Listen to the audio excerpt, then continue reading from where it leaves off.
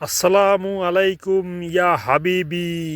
বন্ধুরা, ধুবড়ী জেলা আলমগঞ্জ ইজতেমা 23 তারিখের দিনার সময় সবাই ভাই নমাজ পড়বেন। নমাজ ছাড়া কোনো গতি নাই ভাই।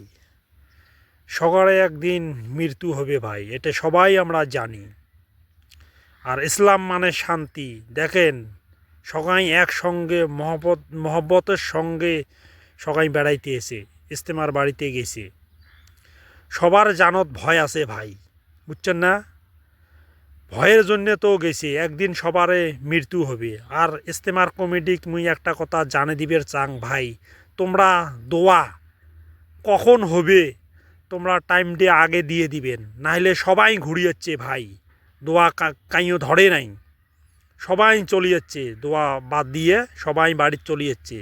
গতিকে তোমরা টাইম দিয়ে দিবেন যে অমুক সময় দোয়াটা হবে, 9টা বা 10টা 11টা 12টা, একটা সময় দিলে সবাই ওই টার্গেট মতে থাকবে।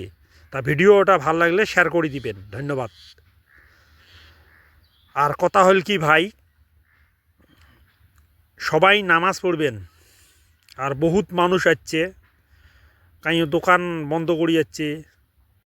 প্রিয় ভাই, এটা জানি, সবাই জানি ইসলাম মানে শান্তি। আর সবাই বেশি বেশি করে শেয়ার করে দিবেন অন্যজনকে দেখার জন্যে ভাই। প্রিয় ভাই, ভিডিওটা অবশ্যই আপনাদেরকে সবাইকে ভালো লাগবে। ধন্যবাদ।